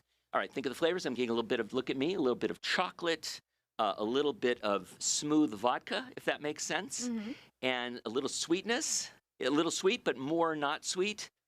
Was this the espresso martini? Correct. Okay, wait. Out of 50, it was the espresso martini. This is what's crazy. Yeah. Check this out. You could not have seen the espresso martini. Just go through it a little bit. Just slide through them and just go ahead and what you're going to do is just find espresso martini, please. Just find espresso martini. Show it to me, please. Show me espresso martini. Manhattan. Show me. It's probably not even in here. It's not there. You never saw I espresso know I martini. saw it. I believe you. But wait. Is she lying to us? No, But I'm not. But here's what's crazy. Look at my pin. I saw it because I've been staring at it the whole time, and he knows I've been staring at it the whole time. You've been looking at espresso Yes. martini. I've been looking at your pin, wondering why you were wearing your pin. Did you know it was an espresso martini? Yes. Okay. Can you show it real quick? Show your espresso right Absolutely. there. Like there it is. But here's what's crazy. Check this out, right? So I've got the seal here. Would you just tear that open, please? Just rip it. Just pull it, please. Pull it open. Yeah. Right? And I've got right here one single envelope, right? Check it out. Got about a minute left. 1 minute. Okay. And inside the envelope is another envelope. Yeah, right? I mean, just check it out. Is it sealed? Yeah. It's sealed. We'll open this again. Just pull it, please. Yeah. And inside here is another envelope. Oh, gosh. We're going to get to it. 30 seconds. Got it. What was the name, please, of the drink you had? Espresso martini. Like There's the card. But wait. What was the name of the dog? What was the name of the dog? I'm just going to try and rip this open. 20 seconds. All right. Rip here. Hold on. Here we go. Hold on. Use my teeth here. Hold on. Here, I'll help you. Hold on. I mean, this thing, is this sealed or sealed. what? It's sealed. Hurry. All right. We're 10 seconds. 8 seconds. 8 seconds. Cynthia. What was their pet's name? Cynthia. What is written on the back of the card? Wow. Was it Cynthia? Yeah. It is Cynthia. Oh. Thank you. Crazy.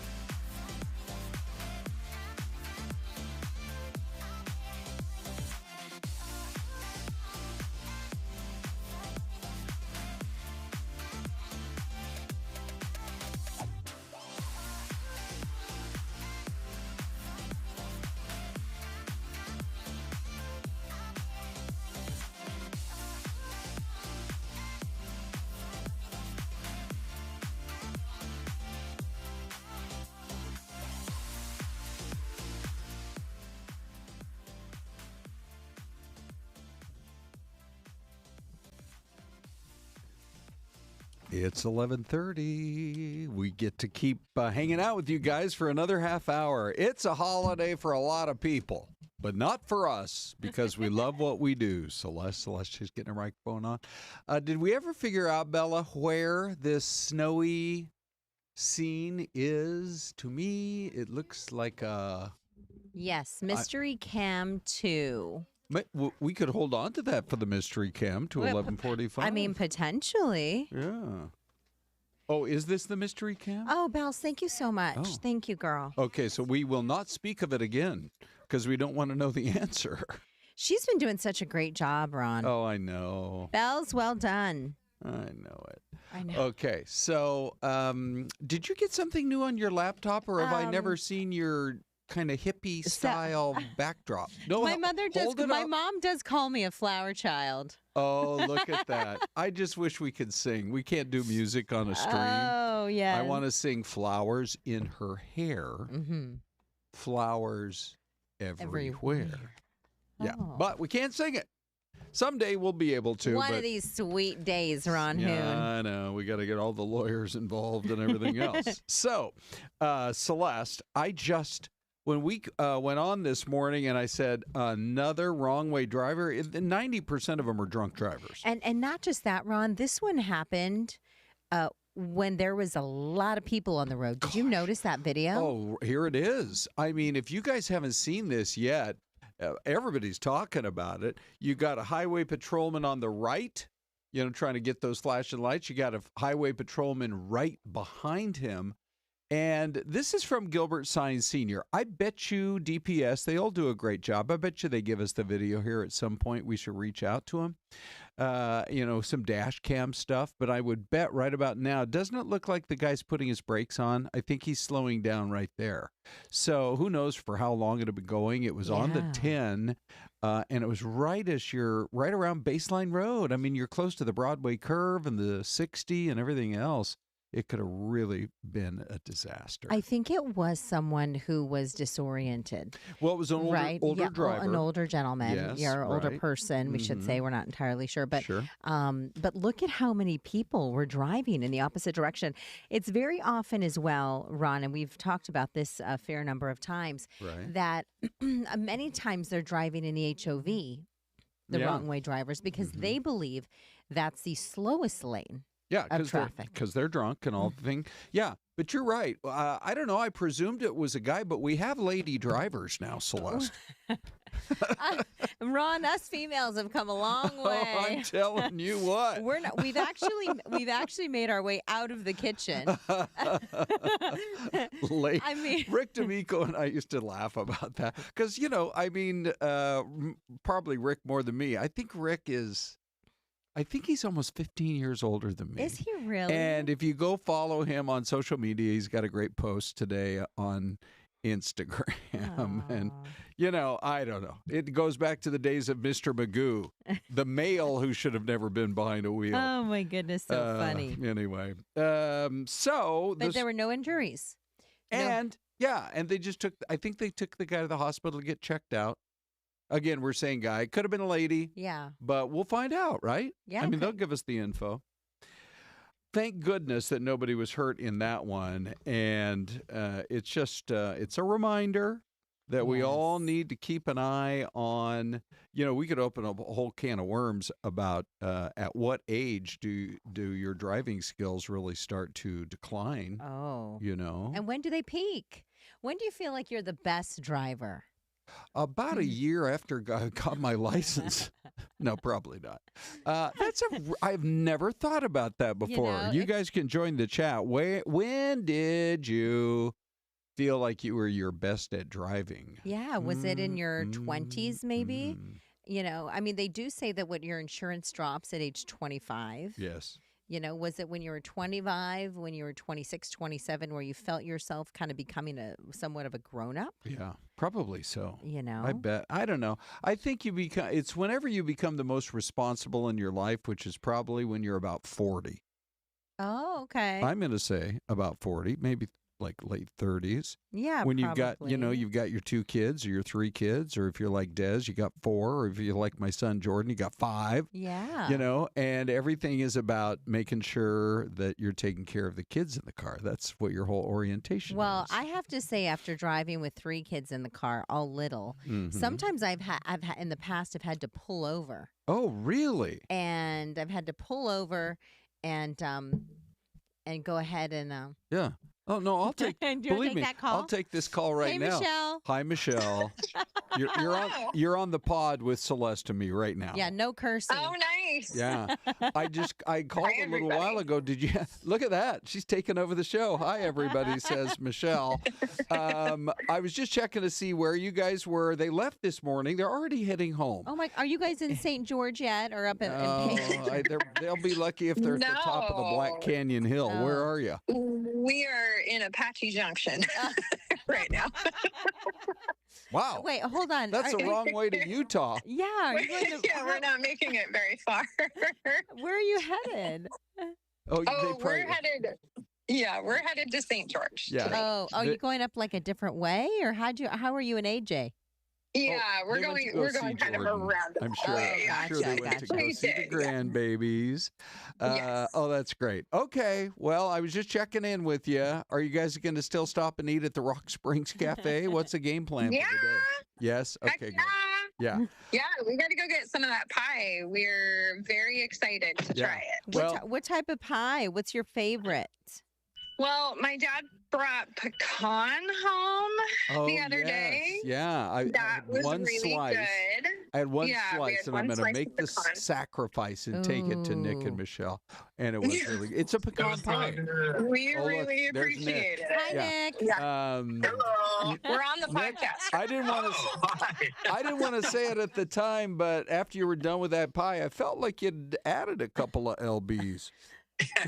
Michelle. Oh, and after last night. Oh my gosh, Michelle, do you want me to hold him down for you, Michelle? What is happening? Oh, this is amazing. Okay. No kidding. Good. Yeah, it's a little more cavalier on the pod. Yes. Oh, yes. It all comes out. All right. Anyway, love that you guys came down to see us. Have a safe drive home to Salt Lake City. Bye, Love you. Love you, Michelle. Oh my gosh. Celeste is like, she's looking over at the phone like, I'm like, Ron. Are you going to answer that? I'm It's like, you want me to keep talking? I'll cover for you. And I'm like, I'll just take it. Well, here's the thing. We have our phones on vibrate. Right. And so when our phones ring, the entire table vibrates. Yes. I'm like, Ron, that's what was going on. I know you're getting a call, buddy. Yeah, I know. I know. And sometimes when you see your kid's name pop up on there, I know it's like, oh, you need to talk to him. I know. You know. It's interesting that they were out there in AJ because I know they were visiting some of the grandkids, but I just had to say this one thing. Out in Apache Junction, my favorite story of the day happened. And we just need to, if you haven't heard the story yet, this is especially for people beyond Phoenix. You might have already seen it on TV, but if you haven't heard about it, there was a dog that was lost for many days. And the family came here. We have one of the coolest attractions is called the Goldfield Ghost Town. And you'll see some pictures of it here. But they do a fake shootout, an Old West shootout. It's just the caps or whatever. And the family's dog got scared and ran off into not the woods, but out into the desert, into the hills so there. Scary. And eventually he was found, and everybody was happy with the way that all worked out. He got very scared and pulled out of his leash and simply disappeared. I spent the next 2 days running around that whole area. This wonderful woman, Ellen, had spotted Chase on the mountain. And so this is, I think it was the 6th time at that point that he had crossed the US 60. Chase is a lap dog. Had never been even much out of the house except on neighborhood walks. And I'm thinking, how is he surviving this? How is he surviving the coyotes, the rattlesnakes? How is he surviving Highway 60? Oh, my goodness. Well, yeah, like you heard. I mean, so the rescue folks came in. This is just so cool. The family connected with the Sampson Canine Search and Rescue Group on FB on Facebook. They're dedicated to reuniting lost dogs with their owners. Community tips led them to Chase, who was found on a hillside not far from the dangerous road called the US 60, even as you leave Apache Junction. Look, there's Goldfield Ghost Town. We need to profile them here on the stream. I think that one would of be these great days. because I think I don't even know if I've been out there. Oh, really? I don't know if I have. You've got to go on the underground mine tour. Oh, my Celeste. Yeah, add that to your list. Goldfield, 1893. Is it haunted? This was a real town. For reals? Or is it just fake? That's a good question. I think there might have been a building that was out there and they kind of built around it. But it's like our own little theme park. It's like a theme park. Yeah, theme park. They have a little train or something. You could take the kids out there for most of a day when the weather's nice like this. I mean, there's all kinds of things you get to do. Wow. Okay, that's a good idea for a little outing. Yeah.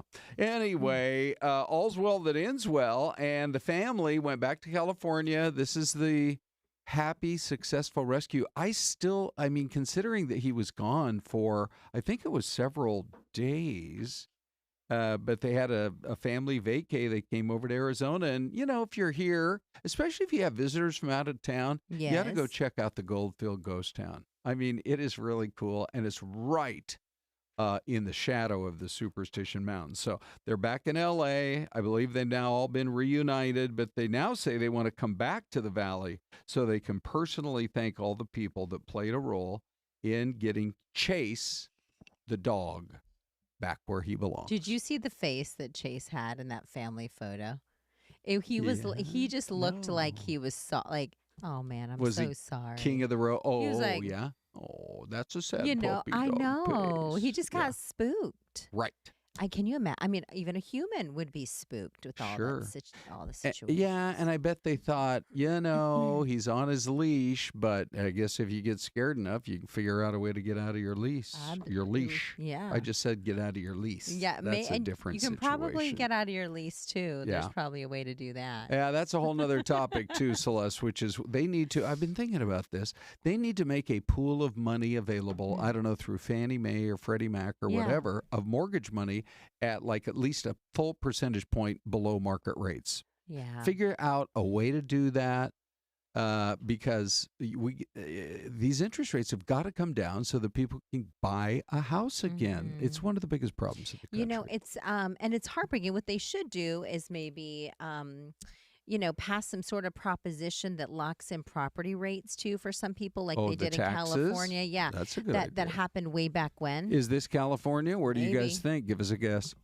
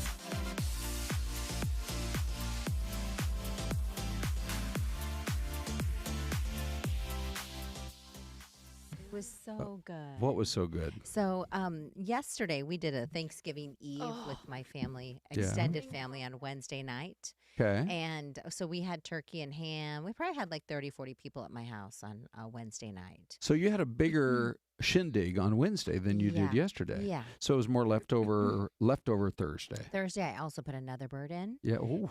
Yeah. So we had a lot. Because there wasn't a ton left over from Wednesday night. We had so many people over. Sure. But I got home from work yesterday, and my husband had made me a sandwich with this great baguette bread that he got at Sprouts. Oh, yeah. And I came home, and he toasted it in our little toaster oven, and it had pickles and avocado. Oh, and this is turkey a and good cheese man. and Way to tomatoes. go, Gare. And I have to tell you, he is like the sandwich whisperer. Okay. It was so good, Yeah. crunchy, like soft baguette. It was delicious. And then I Nice. laid on the couch. Okay. We watched a podcast together, and I fell asleep for a couple hours. Okay. Good. Sounds amazing. Hey, that's about the best way to food, football, and napping. And napping. If there was a PH or an F word that was napping, then you'd have food. Because we always talk about food, family, and football. It would be best if it was food, football, and is there a what? Like I was trying to think of like shut eye. You know but what? Is there an F word? Guess oh, what? Ask AI. Careful with these F words, Celeste. Let's ask AI. Okay, ready? Here we go. Stand by. We're just winging it today. Help. Oh, hi. It's going great. Just a quick question for you. Can you think of a word that starts with either F or PH that means nap or sleeping? Oh, absolutely. The first one that comes to mind is 40 winks, which is kind of an old school phrase meaning a short nap.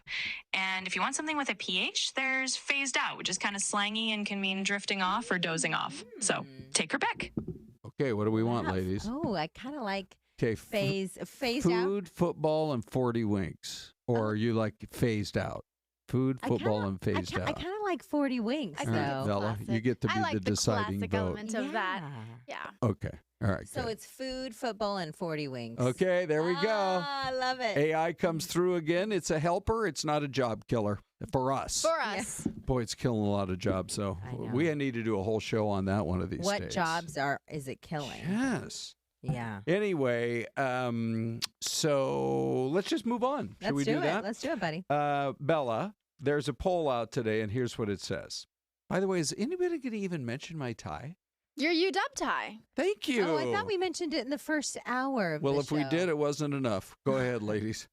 We Well, love that's- your UW no. tie. No, so Washington plays Oregon tomorrow, Yes. and just it's rare of me to suggest you spend any time watching any other TV station, but it's on one of the other networks, and it's Boo. going to be amazing. Mm-hmm. Yeah. Because we've lost one game in like 4 years Oh, at wow. Husky Stadium once, and that was to Ohio State, and they're pretty good. Oh, wow. So anyway, the Ducks come to town. That'll be tomorrow at 1:30 So, Ron, our time. what's your story with the Huskies? How did you become a fan? Really? I never told you that story. You have, but I thought we'd share with Okay, I'll give you a real short version. Did I tell it to you, Bella? I don't know. course, Ron, Oh, did I? yes. Okay. So during the Great Depression, my grandma needed a job, and she lived in a poor little farming community called Grandview, Washington. And she and my grandpa had by that point been divorced, which was kind of unusual back in the 30s, it was. 1930s.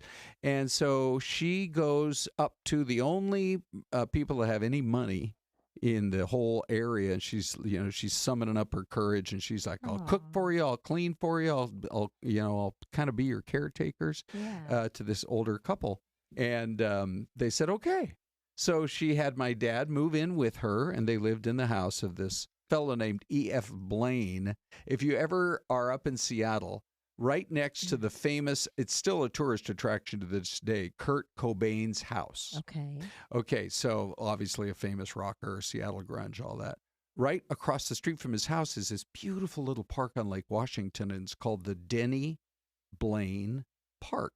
Okay. So they were two lawyers in Seattle. Denny got a street named after him. It's Denny way it takes you to the Space Needle. Blaine got this park named after him, and that's who was living up on the hill. Up in Grandview. Blaine, E.F. Yeah, Blaine. E.F. Blaine. And so one Saturday or one week, he said to my grandma, hey, here are the keys to my car. Here are a couple of tickets. Why don't you take that little boy of yours, who's my dad, who's now passed, but he lived into his 90s. He was, I think, 11 or 12 at the time, and take him to a Husky football game. And then that was the beginning. Yeah. Isn't that a great story? And then he took you. And yes, then, right. When I was about the same age, 11 or 12. And then you went to UW. I did. Yeah. And I started taking my kids. Yeah. And now my grandkids. And now your Ty is. And so there you go, representing. But I'm root so for the Huskies. I'm so excited for you guys tonight. Do you feel an ASU victory coming on, Celeste? I feel it. Okay, Yeah. in your bones, In kind my of a feel bones. it in your belly. No. Okay, just your bones. I'm having some hunger pains in my belly actually right now, but in my bones. What about you, Bells? Yeah. Are you going to the game, by the way? You're ASU through and through. You know, I am not going to the game, but I Okay. plan to hang out with my friends who are going to the game after. Oh, nice. Yeah. Okay. So hopefully we're cheering them on the win. All right. Yes. So here's the question for you guys. Do you agree with this survey? 72% of Americans say they get a better deal if they go to the stores this time of year than if they're shopping online. I think people think, oh, Amazon, I'm going to get the smoking deal. That's not really the case. You're paying about the same as what you can find, in the stores. And yet we saw today all these stores, like, what was it, $5 PJ pants? Yes. At, where was it? It was a mall. It was at the Arrowhead Mall. I can't remember Something like what that, store it yeah. was. Do you think this is true? You get better deals? And is that why, in general, because I'll just say, Danielle told us, she said, it is way busier this year, even compared to last year in the stores. So what's going on, Bella? What do you think? You know, I think, there's deals online, but when you're shopping online, you have the luxury of not dealing with all of those crazy Black Friday crowds. So when you Okay. go in person, yes, you have all the crowds, but on the flip side, the deals could be less expensive, and maybe Sure. that's why it's busier. So I think you kind of have to take your pick on what Okay. you want to deal Yeah. with. I think so. And I think there's going to be some companies who have deals on to like today, Friday, and there's going to be some people who have deals on Cyber Monday. Oh, yeah. And You so could it's do like- both. It's like waiting for the right deal, Right. Just to see if something goes on sale. Yeah. You know. Now, when we talk about, ladies, things going on sale, I am really intrigued to see there's a relatively new business in Scottsdale. It's a vinyl record store. Yeah. People were camping out there a long time before they opened at 7 o'clock this morning. Tomorrow, they're going to actually have their official grand opening. Nice. And Celeste, in your 7 a.m. hour, we went there. And I'm going to show the report right now because I think it was Tom Fergus who went out there who was showing you around. Well, it was a talk back. So we actually interviewed him Really? live. So this, you're going to meet the owner here, but you're also going to get a glimpse at Ty and Celeste, too. So hold on. Thinking, wow, this is like, it's been making a comeback the last several years. One Valley business has been gearing up for months for the big day. People were lined up outside Vinyl Record Dude. This is near Shea and Scottsdale Road before they opened this morning. The owner, Nick Boer, he joins us this morning. Nick, this is a very exciting day for you, my friend. We already see people inside. Yeah, we've been waiting for this for a while. We had people lined up at 3:30 a.m. All the way from young teenagers up to adults. It's a family experience. People are very excited to be here. We have all the special releases out, and it's been a lot of fun getting ready. It's kind of a frenzy right now. Oh, it looks like it. Nick, let me ask you this. Why do you think there's kind of been a resurgence of folks wanting vinyl again? It's very tangible. People can enjoy it. They can touch it and feel it versus pushing a button on your phone. It's an experience. People come in and they'll even stream a little clip of a song and then buy the whole record because they want to experience the whole thing. Wow, and I think the artwork is part of it as well, right? Beautiful. They love that whole collector thing People with the love artwork. the artwork. Yeah. If you could walk along with the photographer and show us some of the vinyl that you have in store for folks at home. This is the only Christmas song Devo ever did. Came out for the first time today on vinyl. Oh, wow. It's a great bluegrass supergroup with Jerry Garcia of the Grateful Dead headlining that. Came out today. These are only available at the indie record stores. You can't go online and get these. You can't go to Amazon, Walmart. These aren't even allowed to be sold on the internet until tomorrow morning. Really? Oh, wow. Oh, that's cool. What are some of the most popular, I guess, genres? Is it new stuff, or is it people are looking for the old vinyls, or what do you see selling the best? It's a really great mix. People will come in looking for the new Taylor Swift, or they'll come in looking for a used Boston record.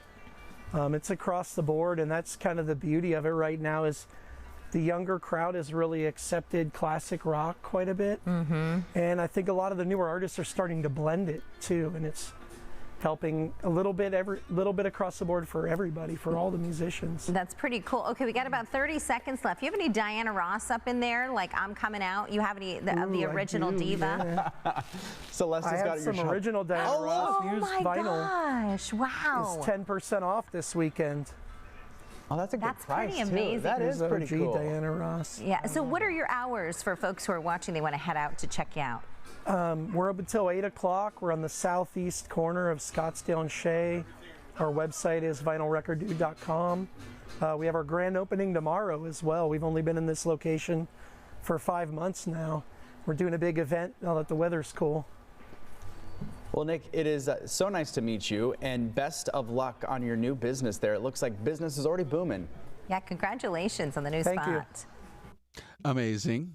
I mean, I just never thought we'd see cool record stores again, but they're happening, and you could tell there's people in there. They're doing good. Yeah, he said that the new Taylor Swift albums are out too. She's pushing things to vinyl. It has been for the last several years. Here's what's cool about it. We were just talking to my daughter and her hubby Nick on the phone about 10 minutes ago, and they're both, late 30s into early 40s. Yeah. And that generation is so getting into vinyl. I wouldn't be surprised if they ever wanted a Taylor Swift or a Diana Ross or whatever, they probably go get it on vinyl. JD, who works at the assignment desk, he said, do you know how many different lines are created on a record album? Oh, that's a good question. Like the swirls around. Are we supposed to guess? Do you know the answer? He told me the answer. Okay, I have Bella, no idea. Here we go. We're going to say, what's that? What I have no idea. I'm going to say there are, because it spins around, it's either 33 times a minute or 45 times per minute, RPMs. That's why they were called 45s. I'm going to say on a whole album, not just, I'm going to say 750. Well, it's actually one continuous. Trick question. You should have asked AI, Ron. I know. Darn but it. I'm sure you're right, though, in some form or fashion. Ron. Well, anyway. Thank you for hanging answer? with us. No. Hold on 1 second. 10 seconds. Go, ladies, go. Pittsfield, Mass. Oh, nice. Happy Black Friday. We'll see you on Monday on FTT.